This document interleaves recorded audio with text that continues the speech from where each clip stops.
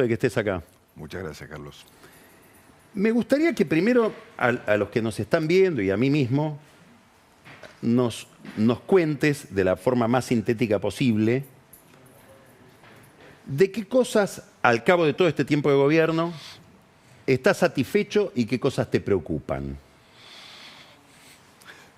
Yo estoy satisfecho con lo que hemos realizado en el ordenamiento de la macroeconomía del país y en la desregulación del Estado. Yo hoy estaba viendo, por las dudas me lo preguntaras, traje el iPad para poder enunciártelos. Lo macroeconómico es bastante conocido, pero la verdad que le da una seguridad al país que hace muchísimos años no tenía, ¿no? Esto de tener una base monetaria fija y tener la cantidad de dólares que lo respaldan en exceso, creo que es un elemento fundamental para darle tranquilidad. O sea, todos estos movimientos un poco especulativos de los últimos días no alteran para nada la confianza que el gobierno tiene en cómo se va a desarrollar la economía de aquí adelante. Y lo que te decía de la reforma del Estado, en realidad de la desregulación, que es algo que se va a ver en el tiempo, pero que hoy por lo pronto ya ha hecho que se disminuya el gasto del Estado en 2.000 millones de dólares por año. Yo me estaba viendo acá recién la cantidad de, por ejemplo, de fondos fiduciarios que hemos eliminado. Porque un fondo fiduciario son creaciones que ha venido haciendo la política para ubicar gente amiga, muchas veces para utilizar recursos públicos. Nosotros hemos dado de baja 30 fondos fiduciarios. Hay que recordar que son institutos, nosotros hablamos muchas veces de eso acá, con poco eco. Los fondos fiduciarios sirven, como vos dijiste, para contratar gente, pero para realizar contratos sin auditoría. Sí, claro. Entonces es una fiesta. Sí, una fiesta. Y han sido una fiesta durante mucho tiempo. Bueno, los dimos de baja. O sea, vos decís, a lo mejor la réplica durante tanto tiempo de estos comentarios ha hecho que uno de los objetivos de nuestro gobierno, y eso lo ha hecho fundamentalmente con el liderazgo de Federico Sturzenegger y también del ministro Caputo, para terminar con esto, que era un cáncer, que nos iba comiendo recursos públicos y generando también antros de corrupción. Entonces, eso, te digo, si vos me preguntás a mí, yo creo que la reforma estructural del Estado que se hizo, pues esto también es un tema interesante, me lo contaba el otro día Federico. Nosotros tuvimos un año de facultades delegadas constitucionalmente, ¿no? Que nos costó aprobarlo en el Congreso en la ley y bases, pero conseguimos finalmente que nos aprobaran por un año y para determinadas materias, que sobre todo son estas, tener facultades delegadas. Desde la gestión de Duhalde, que se le otorgaron facultades delegadas por la crisis del 2001, hasta el fin del gobierno de Alberto Fernández, con la única excepción de 2 años del gobierno de Macri, siempre hubo facultades delegadas continuas. En algún caso hasta se llegaron a prorrogar por decreto. Durante el gobierno de Kirchner se prorrogaron todos los años por leyes sucesivas, en muchos casos genéricas, o sea, sin establecer para qué se otorgaban. En este caso yo quiero hablar de lo que significa la institucionalidad y el cumplimiento de la Constitución Nacional. Para nosotros fueron un año, cumplimos en el año dijimos, se terminó acá, hicimos todas estas modificaciones y para fines específicos. Con lo cual, a veces, como lo hablábamos con Sturzenegger, la gente se fija mucho en las formas del presidente Milei, pero no se fija en el fondo, que es el valor que le damos a la institucionalidad dentro del gobierno y el valor que le da el presidente Milei a la Constitución y a las instituciones. De lo que viene para adelante, pasando las elecciones, ¿qué cosas te inquietan? ¿Dónde está tu foco? Bueno, yo creo que va a ser un periodo totalmente distinto a este, ¿no? ¿Por qué? Porque yo estoy convencido que vamos a tener una fuerza parlamentaria mucho mayor. O sea, vos pensá lo que ha sido llevar adelante casi este año y medio, casi 2 años de gestión van a ser cuando cambie el Congreso, con un bloque de 36, 38, dependiendo de las circunstancias, hasta 40 hemos tenido, de diputados y 6, 7 senadores, ¿no? Entonces, eso dificulta mucho la operación parlamentaria y la aprobación de leyes, etcétera. Pero yo creo que en la próxima, yo supongo que vamos a tener propios de La Libertad Avanza un bloque de entre 80 y 90 diputados nacionales. Eso significaría, grosso modo, un porcentaje de, si sumamos todas las listas de la Libertad Avanza en el país, Sí. que sería una elección de cuánto, ¿40%? Sí, yo 41%? creo que entre 40 y 45, pero ponerle con 40, 41 nos va a dar aproximadamente ese resultado. Y en el Senado también. En el Senado vamos a obtener varios senadores, aunque se renueva por tercios, vamos a pasar de tener un bloque de 6/7 senadores a tener un bloque, calculo yo, que va a estar cerca de entre los 15 y los 20, digamos, para no ser demasiado optimista. Pongamos el mejor cálculo, 90 diputados, te siguen faltando 41 para el quórum y Sí. para mayoría. Bueno, pues está el PRO, Sí. y seguramente va a haber muchos de este sector Pero intermedio. la pregunta es, ¿el tipo de relación que el gobierno ha mantenido hasta ahora con el PRO, con los radicales que los han ayudado, con los gobernadores, ¿vos crees que ahí hay que mejorar algo? Porque hay mucha gente que dice, si trataran mejor a esa gente, si fuera más clara la relación, tendrían menos problemas en el Congreso. Bueno, a ver... Pregunta más concreta. Sí. ¿Hace falta meterle a cada gobernador un candidato en las legislaturas locales, provinciales? En las provinciales... En las provinciales, Sí. que genera ruido en la provincia, te dicen, Digo, te pasa estoy que- votando las leyes en el Congreso y me venís a molestar acá. No, bueno, eso no lo dicen mucho, pero yo creo... ¿Y qué pensás de eso? Pero Carlos, lo que pasa es que lo de Javier Milei hace un hecho absolutamente disruptivo y distorsionador de la política argentina. Y nosotros hemos Explica venido... eso porque te lo van a tomar, No, pero ¿por qué te quiero decir? Para te lo van a dejarlo citar claro. en tu contra. No, porque no estoy Lo de diciendo... distorsionador, ¿qué significa? Y porque distorsionó lo que era la política tradicional, cambió los parámetros de la política tradicional. O sea, llega al gobierno un personaje político sin estructura, ¿no? Entonces, eso cambia todo. Entonces, vos tenés que empezar a hacer reacomodamientos en el Congreso, particularmente para poder obtener mayoría. ¿Cómo sacamos la ley bases? Pues la votaron diputados de otros partidos y porque conseguimos, increíblemente, conseguirlos.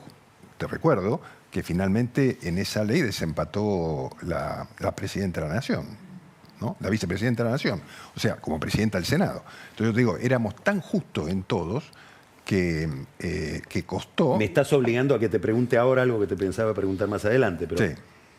¿cómo viene ahora la pelea por el veto, etcétera? Bueno, hoy nos acaban de comunicar las dos leyes. Sí, hoy las vamos tres a leyes contar de qué se sancionadas. trata eso. Sí. Hoy, por primera vez, la Cámara de Diputados le mandó al Poder Ejecutivo las leyes. Tienen 10 días. Tenemos 10 días hábiles para vetarlas. Sí. Y a partir de ahí vuelven al Congreso y el Congreso tiene que aprobar o rechazar. Son las el leyes veto. del aumento a las jubilaciones, el cambio de la reforma jubilatoria La y la de moratoria. discapacidad. La La moratoria, moratoria y la discapacidad. y la de discapacidad. Sí, exacto. Lo otro lo aprobó solamente lo de ATN, etcétera. No, eso tiene media sanción. Solo del nomás. Senado. Pero permitime que te diga Ustedes una van a cosa. vetar. Obviamente.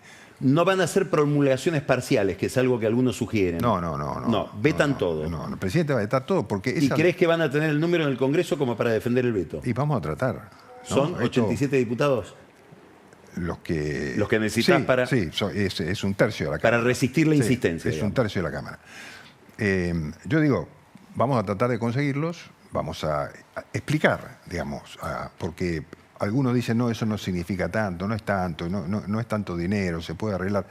Yo digo, este año el impacto que tiene es el 1,4% del Producto Bruto, que es exactamente un poquito más de lo que necesitamos tener de superávit de acuerdo a lo acordado con el Fondo Monetario. Imposible de pagar.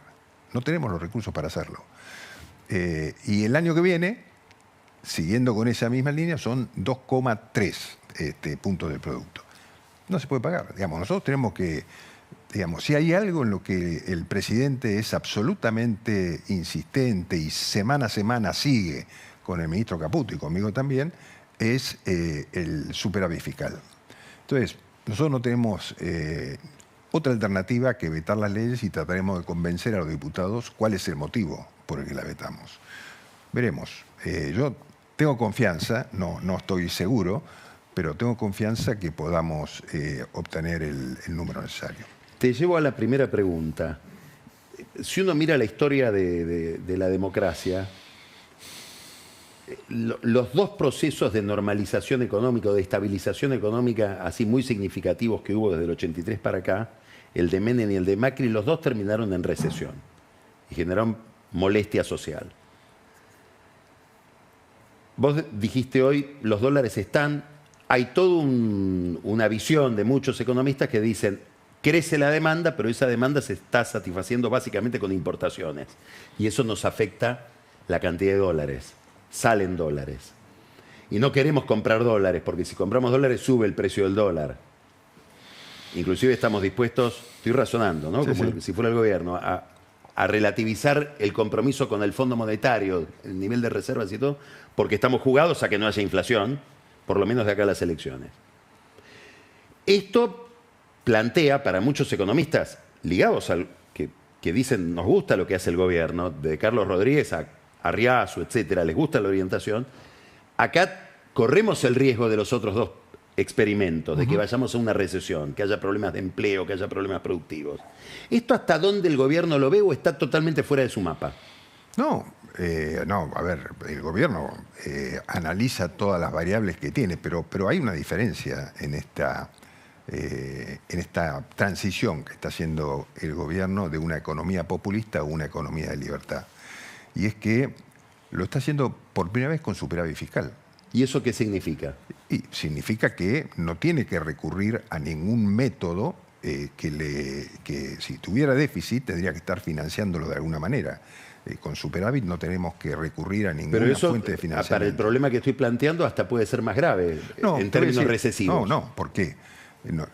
Lo que el presidente Milei sostiene es que se está demostrando que mantener superávit no es contrario a la posibilidad de crecer, porque de hecho la economía argentina está creciendo el 5%. Vos lo que señalás está referida a una percepción, a una sensación que tiene la gente y los comerciantes, etcétera, mucho que hay una caída de la actividad, porque en el comercio... Y muchas importaciones. Claro, pero las importaciones, porque también eso hay que diferenciarlo, ¿no? Una gran parte de las importaciones son bienes de capital. ¿Eso qué implica? Y que se está trayendo equipamiento para producir, con lo cual va a haber producción futura. O sea, hay muchos empresarios que están invirtiendo. Argentina tiene lo que lo hemos conversado otras veces. Se le abren algunas ventanas impresionantes a partir del gas y el petróleo y de la minería. Esto va a generar ingresos. ¿Qué es lo que pasa hoy? Que todas estas acciones que se generan en el Parlamento con la aprobación de estas leyes, que los empresarios miran, bueno, a ver, ¿qué significa esto que está pasando en la Argentina hoy?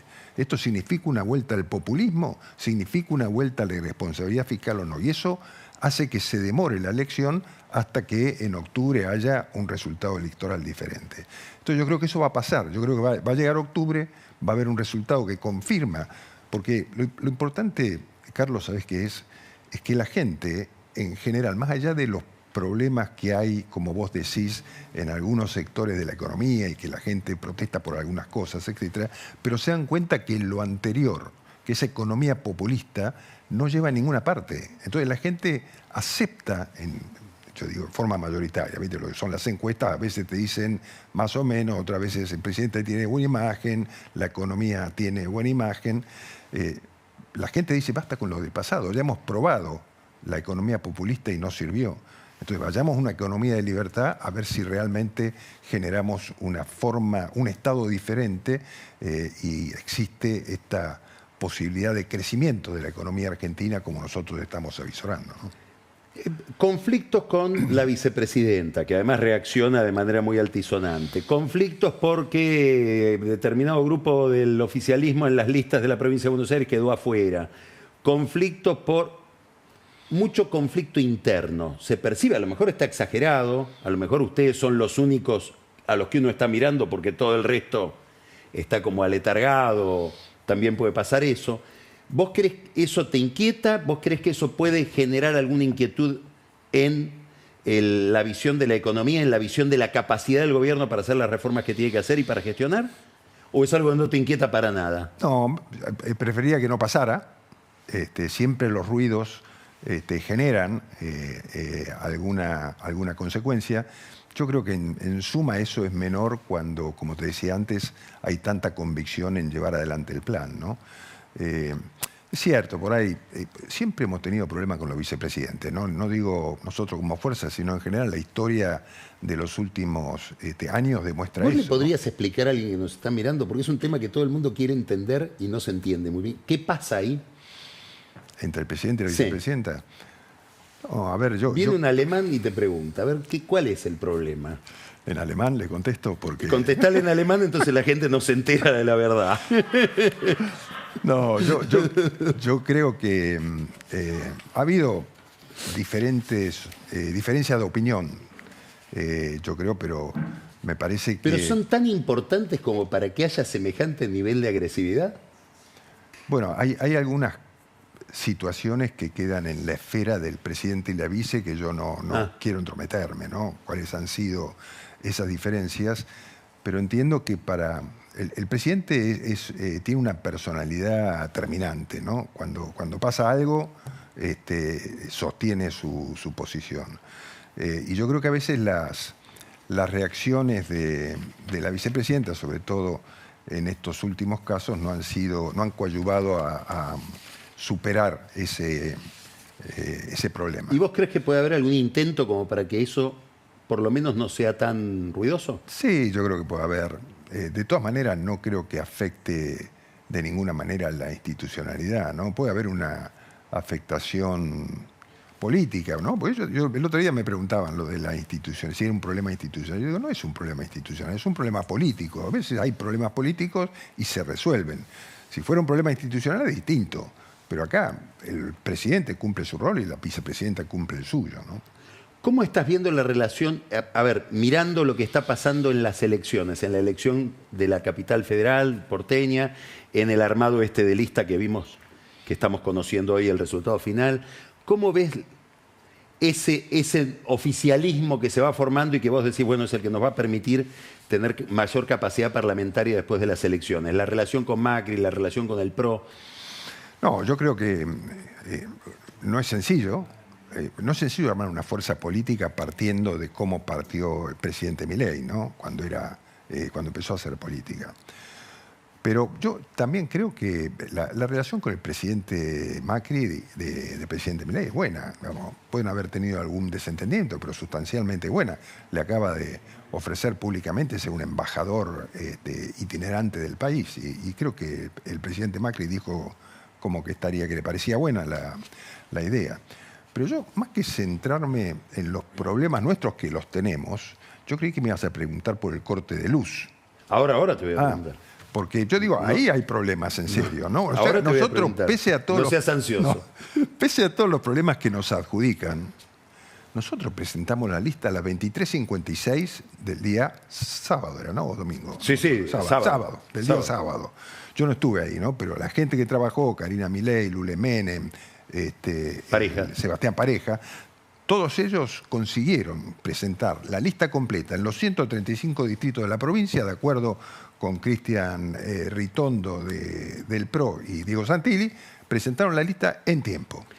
¿Cómo ves a la oposición, a esa oposición? ¿Cómo ves al kirchnerismo hoy? Que tuvo que cortar la luz. Tuvo que cortar la luz, pues no se podían poner de acuerdo. Un caso insólito de la política argentina. Pedir una prórroga por corte de luz. Nosotros no tuvimos el problema, nosotros presentamos en términos, ¿no? Al gobierno le conviene que el kirchnerismo esté en esa situación de conflicto interno, probablemente que se agrave si el conflicto entre la Cámpora, Cristina y Kicillof tiende a profundizarse. ¿Le conviene una oposición así en crisis o te conviene más una oposición más organizada con la cual poder pactar determinadas cosas? Sí, yo creo que hay varios peronismos dando vuelta, ¿no? Me parece que, bueno, en este caso, en esta lista que terminaron de conformar en la provincia de Buenos Aires, vamos a ver después qué pasa en lo nacional, ¿no? Yo creo que ahí está un peronismo kirchnerista, o digamos un kirchnerismo, un kicilofismo, que es el poder hoy en la provincia de Buenos Aires, y por eso se arma alrededor de Kicillof el poder. Son supuestamente cosas distintas. Y después hay un peronismo... ¿Qué futuro le vas a cada uno? Después vamos al otro peronismo. en este... Al kirchnerismo de Cristina con Cristina presa.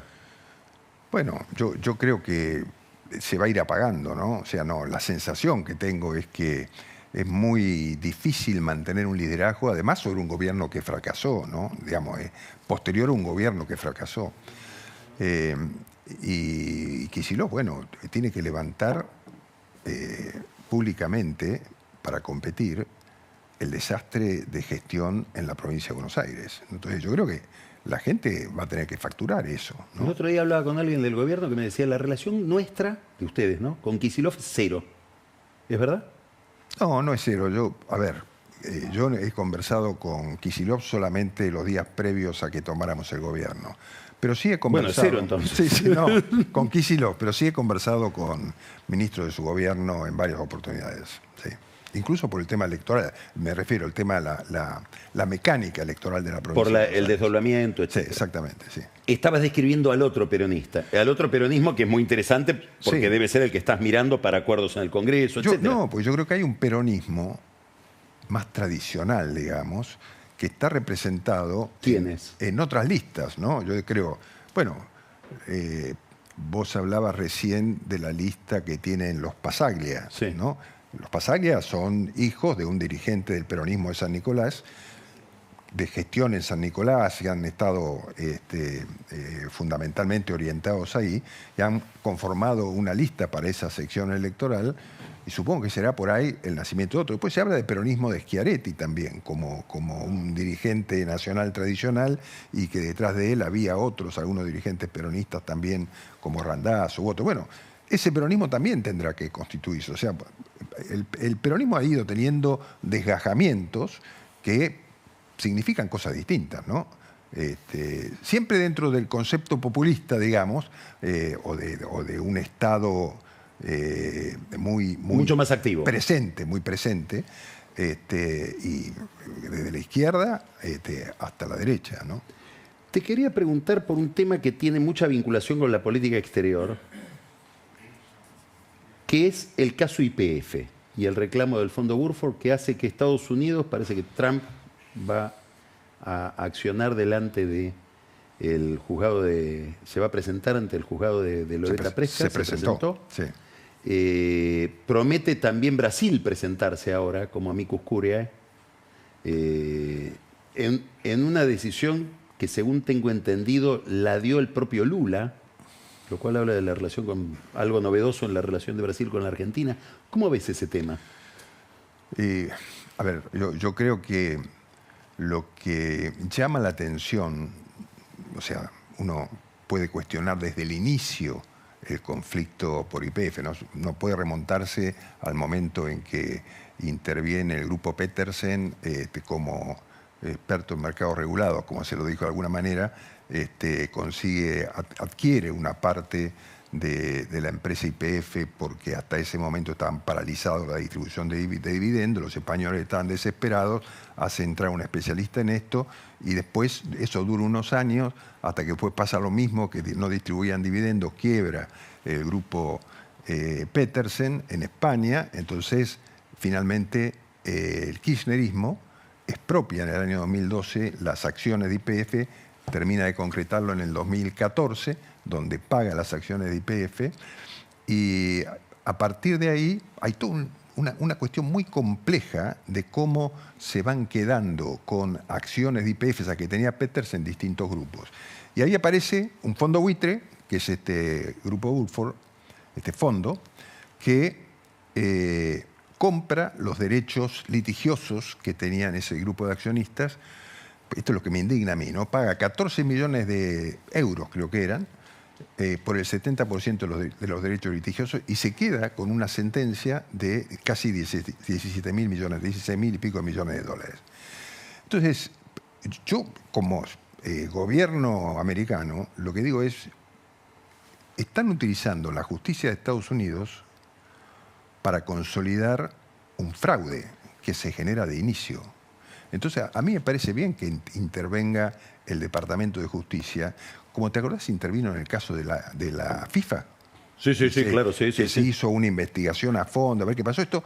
Bueno, acá debería hacerse una investigación a fondo por las autoridades, el FBI, todas las instituciones que conforman el sistema de justicia de los Estados Unidos, para ver si hubo un fraude y si se usó la justicia de Estados Unidos para consolidarlo. O sea, yo la verdad que ¿La relación con Estados Unidos, la relación diplomática puede influir en algo? ¿El nivel de solidaridad que hay entre Trump y Milei y Trump, puede influir algo en este sentido? No, yo creo que puede influir en el hecho de llamar la atención sobre este tema desde el punto de vista de la Argentina, llamarle la atención, digamos, que se preocupe Estados Unidos. Nosotros tenemos un canciller muy activo, que es Gerardo Huerta, y tenemos un excelente embajador en los Estados Unidos, que es Alex Oxenford, que ha trabajado muy fuerte en todo este tema para generar esa participación, ¿no? Para llamarles la atención. Che, miren, está pasando esto, preocúpense, porque es un tema importante, ¿no? Más allá del tema, Carlos, que tiene que ver con los derechos soberanos de Argentina, ¿no? Porque eso también es un tema que no se puede soslayar dentro de la justicia de los Estados Unidos, ¿no? ¿Vos crees que la justicia argentina podría tener algún papel en ese sentido? ¿La Corte, por ejemplo?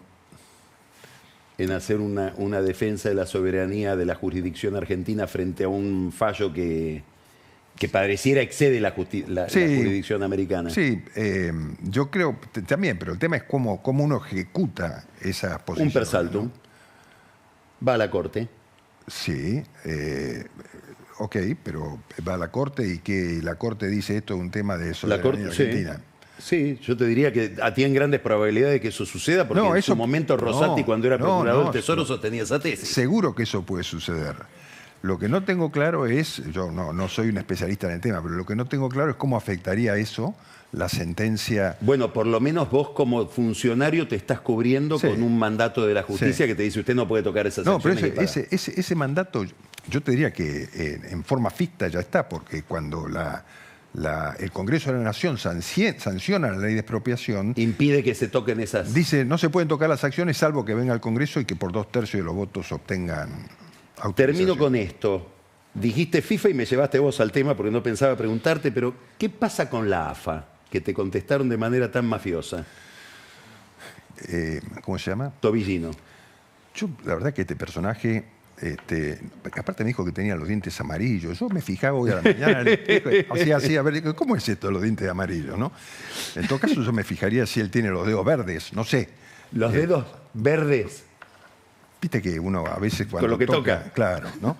Pero la realidad es que me resulta un personaje desconocido hasta que investigué un poco quién era. Es el tesorero de la AFA y parece que... Experto en trolls. Bueno, también dicen que es experto en trolls. Sí, seguro. Pero la verdad es que yo no dije nada que no fuera del conocimiento común de la gente. Yo dije que me parecía que la autorización de hinchas visitantes en una cancha, como fue la de Córdoba, y después otra más, era una utilización... Rosario, creo, ¿no? Sí, no me acuerdo cuál era, pero digo, es una utilización política de la AFA, porque no es que la eliminación... ¿Vos crees que la AFA hoy está metida en política? Bueno, tengo alguna sospecha de que está metida. No, porque además... No, pero es interesante, ¿no? Porque ¿cómo es que se llama?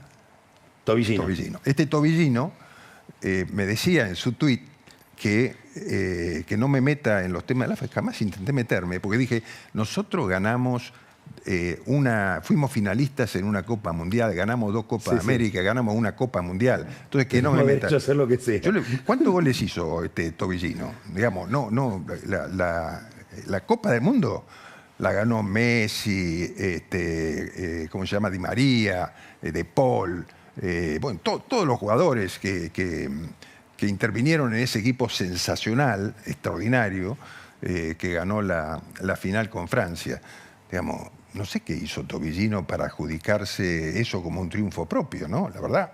En todo caso, el técnico, Scaloni, ese sí fue el que armó un gran equipo, como el presidente Milei, que armó un gran equipo de gobierno en el país en esta circunstancia que estamos viviendo.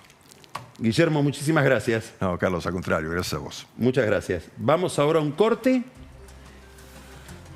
No vamos a ningún corte, me